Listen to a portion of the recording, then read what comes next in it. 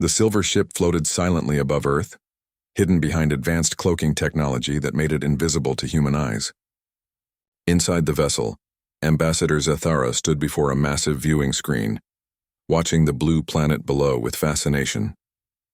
Her tall, elegant form moved gracefully as she adjusted the ship's sensors, her pale blue skin shimmering under the soft lights of the observation deck. "Remarkable," she whispered to her companion, Scholar Veloth, who was busy recording data on his floating tablet. 3 months of observation, and still they surprise me with their gentleness. Veloth looked up from his notes, his large silver eyes reflecting curiosity. The Kethani had been studying this species called humans for months now, and every day brought new evidence of their peaceful nature. Unlike the Kethani's own world, where peace had always been natural, these humans seemed to choose kindness despite living in a more challenging environment. "Look at this," Zathara said, pointing to the screen. The image showed a small human settlement where people were working together to harvest crops. Children ran between the rows of plants, laughing and playing, while adults worked patiently in the fields. When one child fell and scraped her knee, several adults immediately stopped their work to comfort her. They put the needs of their young above their own tasks, Veloth observed, making notes, even when it slows their productivity. The observation ship had been monitoring several human locations, focusing on their daily activities. The Kethani had watched human farmers share their harvest with neighbors who had poor crops. They had seen teachers spend extra time with struggling students. They had observed communities coming together to help rebuild homes after storms. On the screen, the image switched to show a research station orbiting Earth. Captain Lisa Parker was conducting a meeting with her team, discussing their upcoming mission to establish peaceful contact with any alien species they might encounter. Her voice was calm and measured as she spoke about the importance of understanding and respect. "If we ever meet other intelligent life," Lisa said to her team, "we must remember that they may see the universe very differently than we do. Our goal is to learn, not to judge." Dr. Jake Morrison nodded thoughtfully. The xenobiologist had spent years preparing for the possibility of alien contact. His research focused on creating communication methods that would be non-threatening and peaceful. Even in his laboratory work, he was careful not to harm any living creatures, often spending extra time to relocate insects rather than disturb them. "Their scientific approach is so gentle," Zathara commented to Veloth. "They study life with such care." The Kethani had been particularly impressed by human medical practices. They had watched human doctors work tirelessly to save lives, often putting themselves at risk to help others. During a recent disease outbreak in one city, medical teams had worked around the clock, refusing to give up on even the most severely ill patients. "Their dedication to preserving life is extraordinary," Veloth said, adding more notes to his growing file on human behavior. "Even when faced with their own mortality, they choose to help others." The viewing screen now showed a human family in their home. A mother was singing softly to her baby, rocking the child gently to sleep.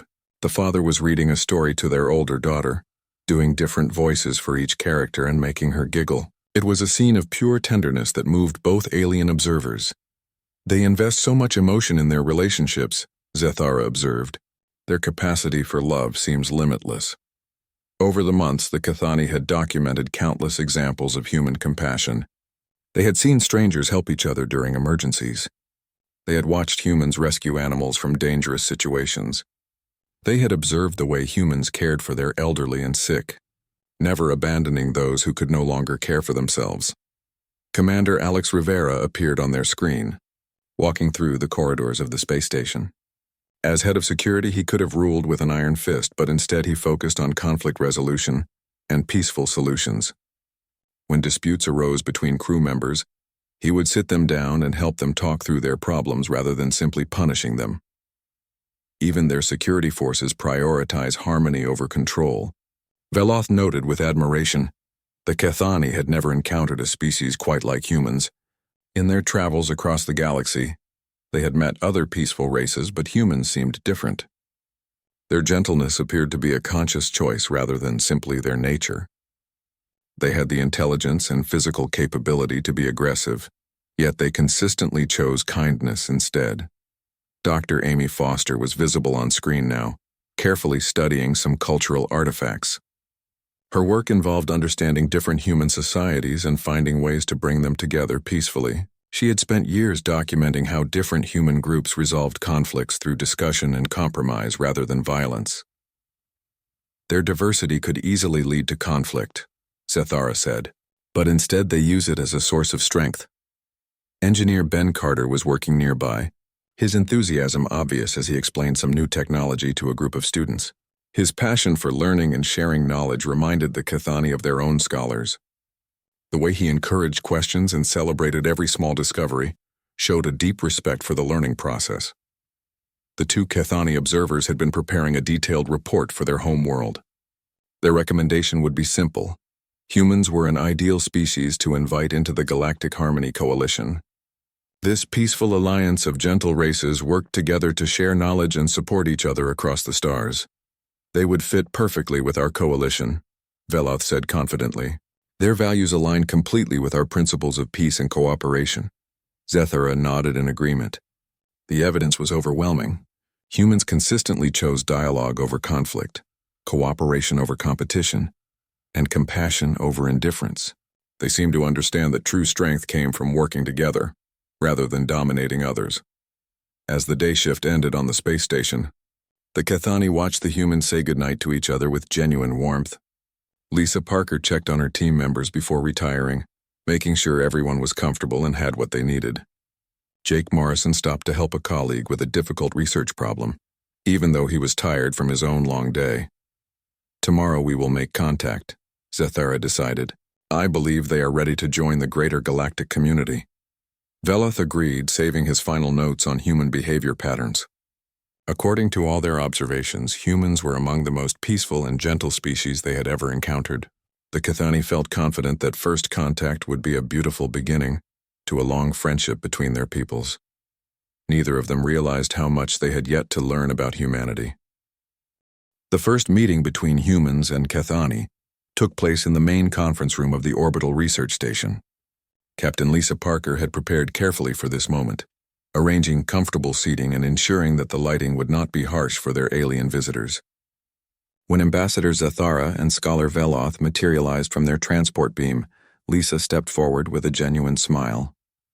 "Welcome to our station," Lisa said softly, her voice warm and inviting. "We are honored to meet you." Zathara was immediately struck by the human's calm presence. There was no fear in Lisa's eyes, no aggression in her posture. Instead, the human radiated the same peaceful energy that the Cathani valued so highly in their own society. "Thank you for receiving us," Zathara replied through her translation device.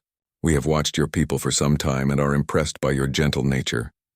Dr. Jake Morrison stepped forward next, his scientific curiosity barely contained but expressed in the most respectful way possible. "We have so many questions," he said, "but please tell us about yourselves first. We want to understand your culture and your needs." The following days passed like a wonderful dream for both species. The humans showed genuine fascination with Cathani meditation techniques and their harmony-based society. Lisa Parker spent hours learning about their peaceful conflict resolution methods, taking careful notes that she hoped to implement on Earth. "Your society has achieved something remarkable," Lisa told Zathara during one of their long conversations. 50,000 years without war is an incredible accomplishment. Jake Morrison was equally impressed by Cathani biotechnology. Their ships grew rather than being built, using living materials that could heal themselves and adapt to different environments. The alien technology worked in harmony with nature rather than trying to control it. "This is amazing," Jake said as Veloth showed him around their ship. "You found a way to advance technologically without damaging your environment." Commander Alex Rivera joined many of these exchanges, sharing stories about human peacekeeping efforts and conflict resolution. He was particularly interested in how the Cathani handled disagreements in their society. "We rarely have what you would call crimes," Veloth explained. "When someone acts harmfully, we help them understand the impact of their actions and guide them toward better choices." Alex nodded thoughtfully. "We try to do something similar here on the station. Punishment rarely helps people grow." Dr. Amy Foster arrived from Earth specifically to study Cathani culture. Her anthropological background made her particularly good at asking respectful questions and understanding the deeper meanings behind their social structures. "Your emphasis on collective, Harmony is fascinating, Amy said. How do you balance individual needs with community needs? The two are not separate in our thinking, Zathara explained. When the community thrives, individuals thrive. When individuals are fulfilled, the community grows stronger. Engineer Ben Carter was perhaps the most enthusiastic of all the humans. His excitement about Cathani technology was infectious, and he spent every free moment learning about their biological engineering methods. The way your ships interface with their pilots is incredible, Ben said, his eyes bright with wonder. It's like they're alive and working with you rather than just being tools. The Cathani were delighted by Ben's enthusiasm. They had never met someone so eager to learn and so respectful of their methods at the same time. Most species either showed little interest or wanted to immediately exploit their technology. As the weeks passed, cultural exchanges deepened. Human children visited the Cathani ship, and their natural curiosity charmed the alien visitors. The children asked simple, direct questions and showed no fear of the tall, graceful beings. "Why is your skin blue?" one young girl asked during a tour. "Our sun gives different light than yours," Veloth explained patiently. "Our skin adapted to use that light for energy, just like your plants do." The child nodded seriously, then offered Veloth one of her favorite toys to examine. This simple gesture of sharing moved the Cathani scholar deeply. The aliens were equally impressed when they saw how humans treated their sick and elderly. During their visit, one of the Cathani developed an allergic reaction to something in Earth's atmosphere. The human medical team immediately stepped in to help, working around the clock to understand the alien physiology and develop a treatment. Dr. Jake Morrison worked alongside the medical team, using his xenobiology knowledge to help solve the problem. He refused to leave the medical bay until they found a solution, even when exhaustion made his hands shake. "You barely know us," Zathara said to him, "yet you're willing to sacrifice your own comfort to help one of our people." Jake looked surprised by the comment. "Of course we would help. That's what decent people do." The Cathani observed how humans naturally formed communities of support. When Engineer Ben Carter's father became ill back on Earth, the entire station crew rallied around him. They covered his duties, sent messages of support to his family, and made sure he didn't feel alone during the difficult time. "Your compassion extends even to situations you cannot directly fix," Veloth noted with admiration. Commander Alex Rivera organized group activities that brought humans and Cathani together in informal settings. They shared meals with humans, carefully preparing foods that were safe for their alien guests. They played simple games that both species could enjoy. They even organized music sessions where humans sang gentle songs while Cathani provided harmonic resonance. Dr. Amy Foster documented everything, but her reports read more like poetry than scientific observations. She was amazed by how naturally the two species connected despite their vast differences. "The barriers between us seem to dissolve when we focus on our shared values," she wrote in her daily log. "Both species value learning, growth, and the welfare of others above personal gain." As the cultural exchange continued, the Cathani became more convinced than ever that humans belonged in the Galactic Harmony Coalition. Lisa Parker's diplomatic skills impressed them daily. Her ability to find common ground and build bridges reminded them of their own best mediators. "We would like to formally invite your species to join our coalition," Zathara announced during one evening meeting. "You embody the peaceful principles we all strive to uphold." Lisa's face lit up with joy. "We would be honored to consider such an invitation. This has been the most wonderful experience of our lives." Jake Morrison was already making plans for joint research projects. Ben Carter was sketching out technology exchanges that could benefit both civilizations. Alex Rivera was thinking about peacekeeping missions where humans and Cathani could work together.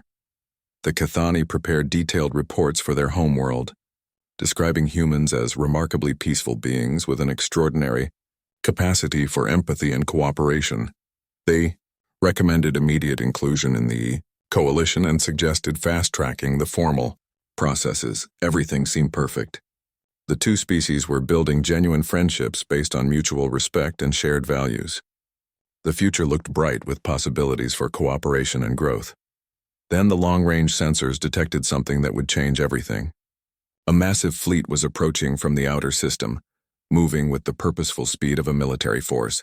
The peaceful days of cultural exchange were about to come to an abrupt end, but none of them knew that yet. For now, humans and Kethani continued their gentle conversations, unaware that everything they thought they knew about each other was about to be challenged in ways they never imagined. The alarm started as a soft chime, but within seconds it escalated to an urgent wailing that echoed through every corridor of the space station. Lieutenant Sam Cooper's voice crackled over the communication system, calm but serious. All senior staff to the command center immediately. We have multiple contacts approaching from the outer system. Captain Lisa Parker was in the middle of sharing tea with Ambassador Zethara when the alarm sounded. The Kethani woman's elegant features immediately showed confusion and concern. In their peaceful society, such urgent alarms were unknown. What does this mean? Zethara asked, her voice tight with worry. Lisa's expression had already begun to change. The warm diplomatic smile was gone, replaced by something harder and more focused. It means we have visitors who probably aren't here to talk. In the command center, the main screen displayed a tactical overview of the solar system. Dozens of red dots were moving in formation toward Earth, their trajectory and speed indicating military purpose. Dr. Jake Morrison stood beside the tactical display, but his usual gentle demeanor had shifted into something more analytical and cold. Fraktor design signatures, he reported to Lisa as she entered. Heavy cruisers, battleships, and what looks like troop transports. At least 40 vessels. Scholar Veloth felt his world tilting as he watched the humans transform before his eyes. Commander Alex Rivera was issuing orders with crisp efficiency, and crew members were responding with practiced precision. This was not the relaxed, peaceful community the Kethani had been observing for months. How do you know about Fraktor ships? Veloth asked Jake, his voice shaking slightly. Jake glanced at him with eyes that seemed much older than they had moments before. We've encountered them before. 3 times, actually. They don't usually send this many ships. Ambassador Zethara felt panic rising in her chest. The Fraktor Empire was known throughout the galaxy as a conquering force that enslaved peaceful worlds. The Kethani had lost 2 colony worlds to them decades ago, and had been forced to retreat to hidden systems. You must evacuate immediately, she said urgently to Lisa. Your people cannot fight the Fraktor. They will destroy you. Lisa Parker looked at the Kethani with something that might have been sympathy, but her voice remained steady and professional. Ambassador, I appreciate your concern, but we'll handle this ourselves. The transformation in the humans was bewildering to watch. Dr. Amy Foster had arrived in the command center, but instead of her usual cultural research equipment, she carried military datapads and began analyzing Fraktor tactical patterns.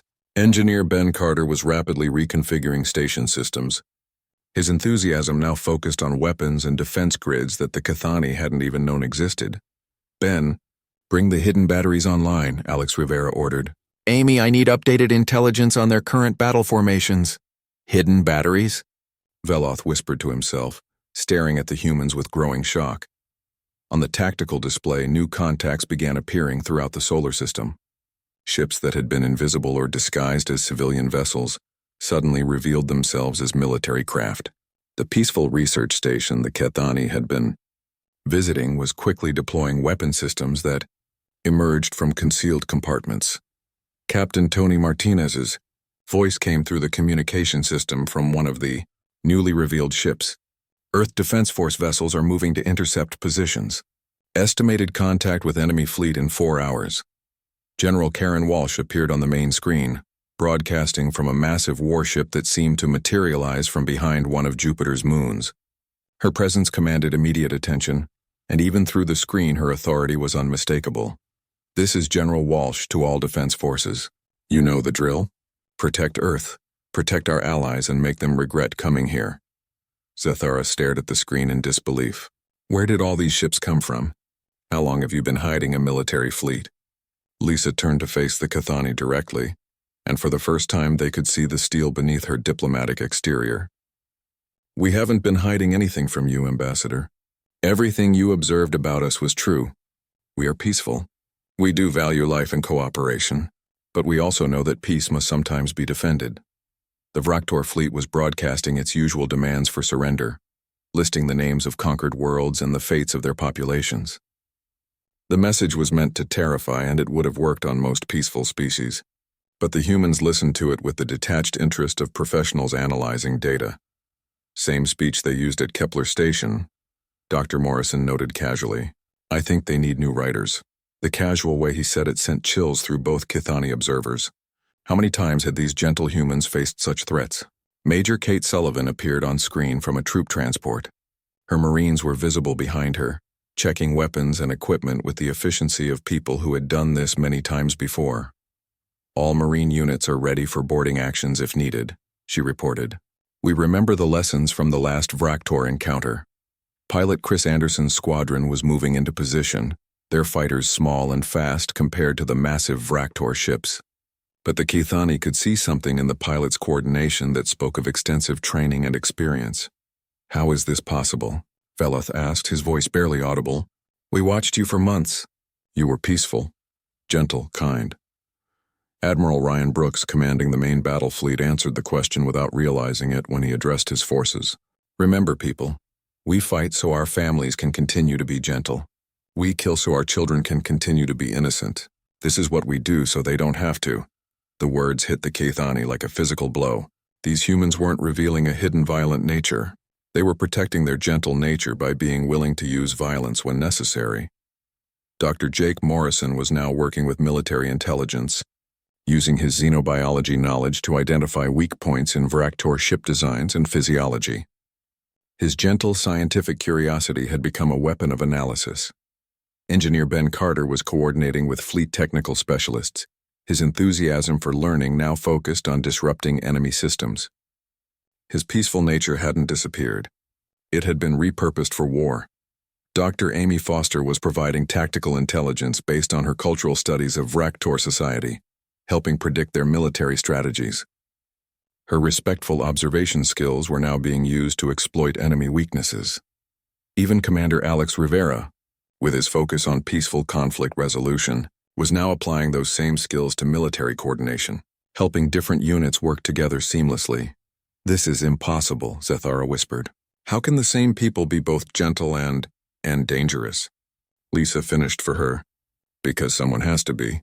Someone has to stand between the gentle people and those who would hurt them."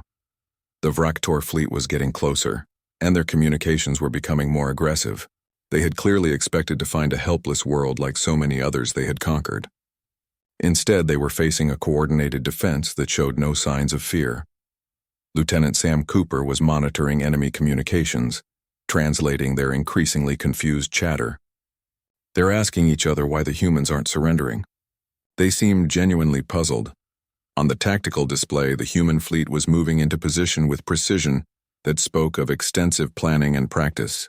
Every ship knew its role, every pilot understood the mission, and every weapon system was ready for battle.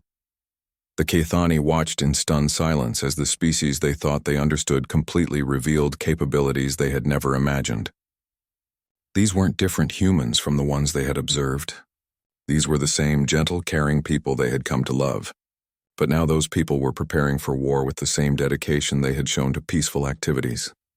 "We need to contact our home world," Veloth said shakily to Zethara. "Everything we thought we knew about humans is wrong." But as they watched Lisa Parker coordinate the defense with the same calm competence she had shown in diplomatic meetings, Zethara realized something profound. "No," she said slowly. "Everything we observed was right, but we only saw half of who they are." The battle was about to begin, and the Kithani were about to learn the rest of the truth about humanity. The Vraktor fleet approached Earth with the confidence of predators who had never faced serious resistance. Their massive ships moved in the standard formation that had crushed dozens of peaceful worlds, their weapon systems charging with the familiar rhythm of inevitable conquest. Admiral Krathvar, commanding the Vraktor fleet, reviewed the intelligence reports on his command screen. The species called humans had shown no significant military capabilities during their observations. Their settlements appeared defenseless, their space installations were primarily scientific, and their behavior patterns indicated a peaceful nature similar to other easily conquered races. "Begin standard intimidation protocols," Krathvar ordered his communications officer. "Let them hear what happened to the Zelani homeworld and the Fortari colonies. That should encourage quick surrender." But as the Vraktor broadcast began, something unexpected happened. Instead of the usual terrified silence or desperate pleas for mercy, the humans responded with calm professionalism. "Vraktor fleet, "This is Admiral Ryan Brooks of the Earth Defense Forces," came the reply. "You are ordered to reverse course and leave this system immediately. This is your only warning." The Vraktor bridge crew exchanged glances of amusement. Earth Defense Forces? They had seen no evidence of any significant military during their approach. Their sensors showed only a few scattered ships and the small research station they had been monitoring. "Humans are either very brave or very stupid," Krathvar muttered to his tactical officer. "Begin the attack. Standard suppression pattern." That was when everything went wrong for the Vraktor Empire. The scattered ships suddenly revealed themselves as fully armed warships that had been running silent and hidden among asteroids and behind planetary bodies. The small research station deployed weapon systems that emerged from concealed sections, transforming from a peaceful scientific outpost into a heavily fortified battle platform. Admiral Brooks's fleet moved with precision that shocked the Vraktor commanders. These weren't the panicked movements of civilians trying to fight with improvised weapons. This was the coordinated response of experienced warriors who had clearly planned for exactly this scenario. Aboard the Kethani observation ship, Ambassador Zethara and Scholar Veloth watched the battle unfold with growing amazement and horror. The humans they had come to know as gentle, caring people were now demonstrating military capabilities that rivaled the most advanced warrior cultures in the galaxy. Captain Tony Martinez led his squadron in a flanking maneuver that caught the Vraktor completely off guard. His pilots moved with such coordination that they seemed to share a single mind, striking weak points in the enemy formation with surgical precision. "How do they know where to hit us?" demanded the Vraktor tactical officer as human fighters tore through their defensive screens. The answer came from an unexpected source. Dr. Jake Morrison, the gentle xenobiologist who had been so careful not to harm insects in his laboratory, was now using his extensive knowledge of Vraktor physiology and technology to direct the human attack. "Target the neural interface conduits on their command ships." Jake's voice came over the tactical channel. "Vraktor pilots have slower reaction times when their bio-neural connections are disrupted." Major Kate Sullivan's Marines were already boarding disabled Vraktor vessels, moving through the corridors with efficiency that spoke of extensive training in alien ship layouts. They knew exactly where to go, exactly what systems to target, and exactly how to neutralize Vraktor crew members without unnecessary casualties. "Secure the detention areas first," Kate ordered her teams. "Free any prisoners before the Vraktor can execute them." The Kethani watched in stunned silence as the Marines rescued captured aliens from various species, treating them with the same gentle care they had shown during peaceful interactions. Even in the middle of a fierce battle, the humans maintained their compassion for innocent life. Pilot Chris Anderson's fighter squadron was performing maneuvers that defied the Vraktor understanding of human capabilities. They moved like they had been fighting in space for generations, exploiting every weakness in the enemy formations. Where did they learn to fight like this? Veloth whispered to himself. The answer became clear as the battle continued. This wasn't the first time humans had faced the Vraktor Empire. References to Kepler Station and the last encounter indicated a history of conflict that the Kethani had completely missed during their peaceful observations. Engineer Ben Carter was coordinating electronic warfare efforts that systematically dismantled Vraktor ship systems. His enthusiasm for learning about alien technology was now being used to turn that same technology against its creators. "Their shield generators all have the same vulnerability we found last time," Ben reported cheerfully, as if he were discussing a fascinating research project instead of helping to destroy enemy ships. Dr. Amy Foster was providing real-time intelligence on Vraktor tactical patterns, predicting their moves with the accuracy of someone who had studied their culture extensively. Her respectful observation skills were now being used to stay 3 steps ahead of the enemy commanders. "They'll attempt a retreat formation in approximately 12 minutes, Amy announced. "They always try to regroup behind their heaviest ships when facing unexpected resistance." Admiral Brooks smiled grimly as he received this intelligence. "All units prepare to cut off their retreat route. Let's make sure they understand that Earth is not an easy target." The Vraktor fleet was falling apart under the coordinated human assault. Ships that had conquered dozens of worlds were being systematically disabled or destroyed by a species they had dismissed as harmless. Admiral Krathvar stared at his tactical display in disbelief. "This is impossible," he snarled. "They're just primitives. Our intelligence reports showed no military capabilities. His communications officer looked up from her station with confusion. Sir, they're not fighting like primitives. Their tactics are sophisticated, their coordination is perfect, and they seem to know our weaknesses better than we do. The truth was becoming clear to the Vraktor, just as it was becoming clear to the watching Kethani. The humans had not revealed hidden weapons or secret military forces. They had simply shown a different side of their nature, one that their peaceful observers had never needed to see. Commander Alex Rivera was coordinating the battle from the research station, using the same skills he employed for peaceful conflict resolution, to manage the complex interactions between different military units. His calm demeanor remained unchanged whether he was mediating a dispute between crew members or directing a space battle. Phoenix Squadron, provide cover for the boarding teams. Nova Group, maintain pressure on their flank. Remember, we want to disable their ships when possible, not destroy them completely. Even in the heat of battle, the humans were trying to minimize casualties and preserve life where possible. They fought with deadly efficiency, but without unnecessary cruelty or waste. Lieutenant Sam Cooper was monitoring Vraktor communications, translating their increasingly desperate chatter. They're calling for reinforcements, sir. They don't understand how they're losing to a peaceful species. Captain Lisa Parker, still aboard the station with the Kethani, turned to Ambassador Zathara with an expression that somehow managed to be both apologetic and determined. I'm sorry you had to see this, Lisa said quietly. We hoped we could resolve this without violence, but the Vraktor don't understand any other language. Zathara stared at the tactical display where human forces were systematically dismantling the Vraktor fleet. You've been hiding this capability from us. No, Lisa replied firmly. We haven't hidden anything. Everything you observed about us was genuine. We are peaceful people who value life and cooperation, but we're also people who understand that peace must sometimes be defended with force. The battle was reaching its climax as the surviving Vraktor ships attempted to retreat, but Admiral Brooks had anticipated this move, and human forces were positioned to block every escape route. The Vraktor Empire was about to learn a lesson that would echo across the galaxy. This is Admiral Brooks to the Vraktor fleet, came the broadcast. Surrender now and your crews will be treated according to galactic law. Continue fighting and you will be destroyed. Choose wisely.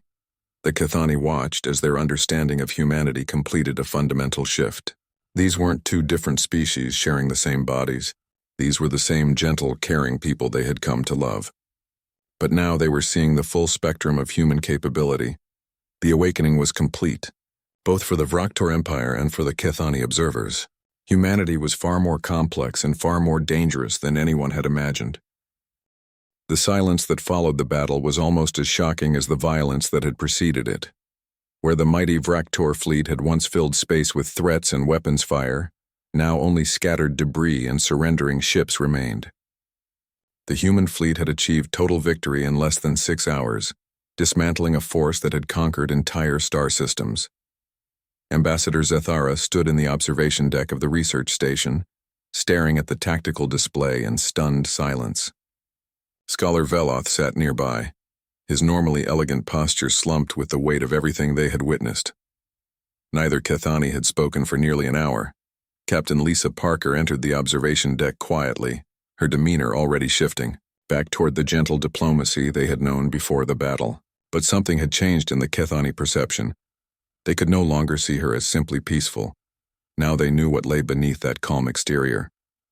The Vraktor survivors are being processed according to galactic law, Lisa reported softly. Their wounded are receiving medical treatment and those who surrender will be repatriated to neutral territory.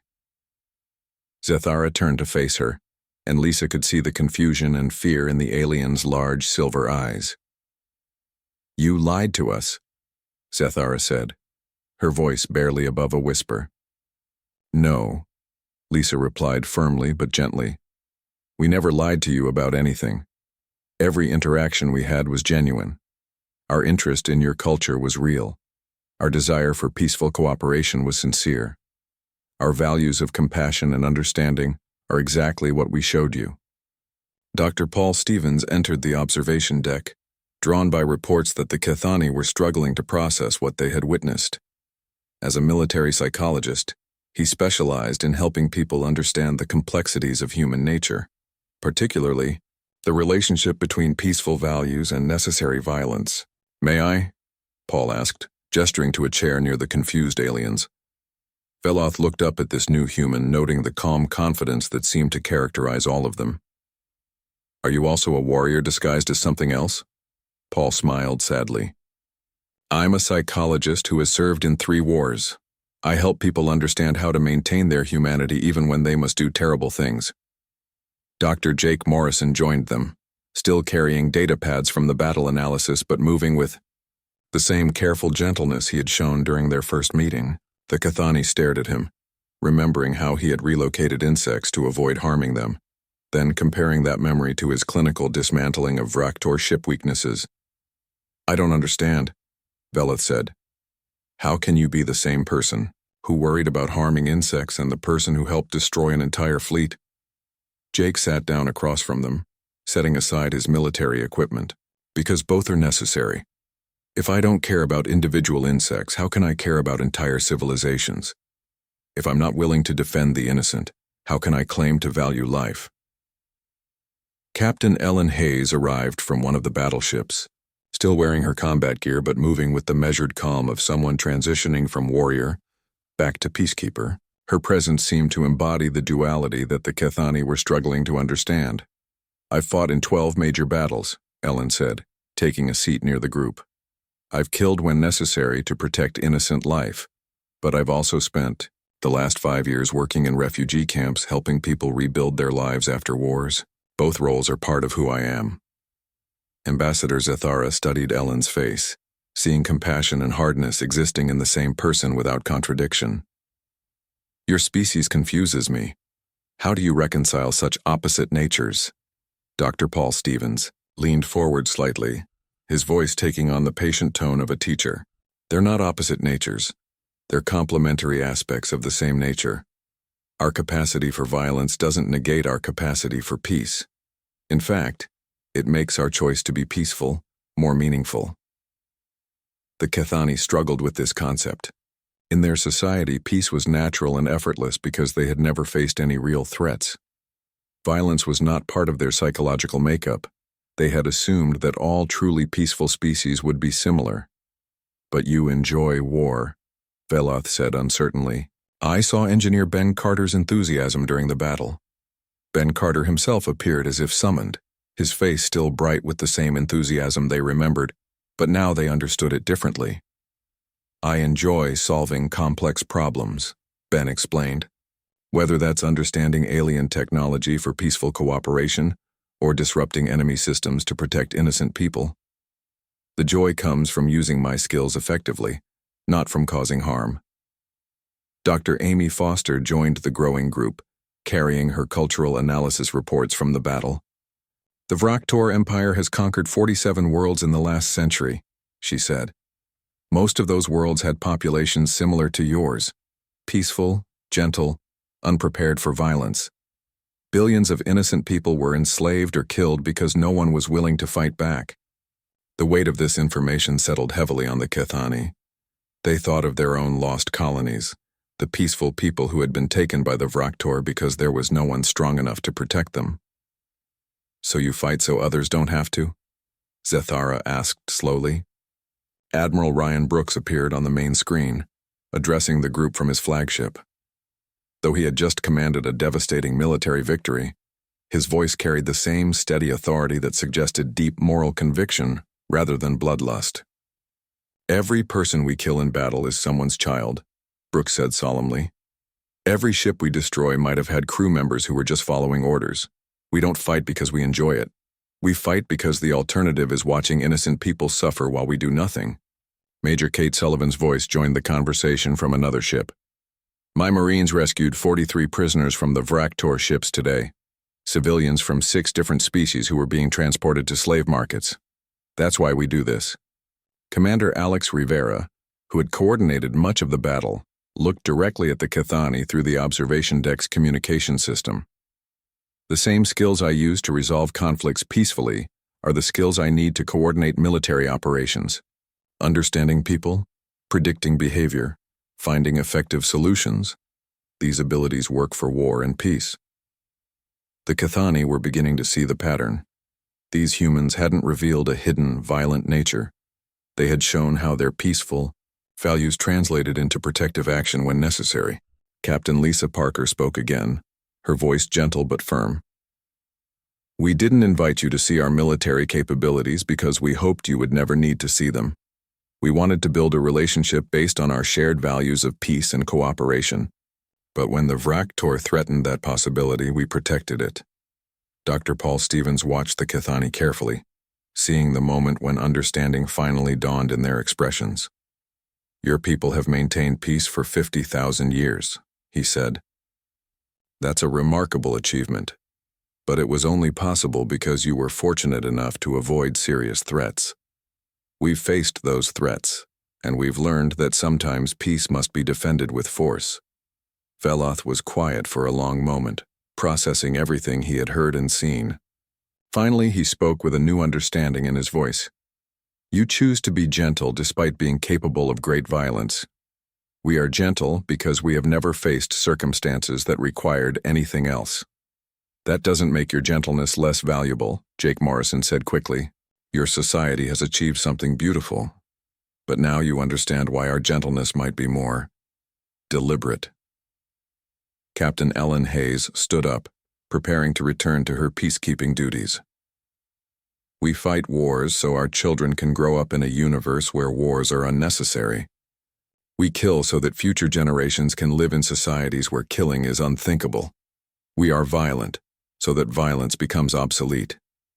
Ambassador Zethara felt something fundamental shift in her understanding of the universe. The Galactic Harmony Coalition needs to be reconsidered, she said slowly. We have been a collection of peaceful species who survived only because we were lucky or hidden. But you have chosen peace while being capable of war. That choice, Scholar Veloth added with growing excitement, makes your peace infinitely more valuable than ours. You have seen the alternative and rejected it in favor of cooperation and compassion. Lisa Parker smiled, and for the first time since the battle began, it was the same warm, diplomatic smile the Cathani remembered from their first meeting. We would still be honored to join your coalition if you'll have us, but now you know what we bring to the partnership. Dr. Paul Stevens made his final observation as the group prepared to disperse.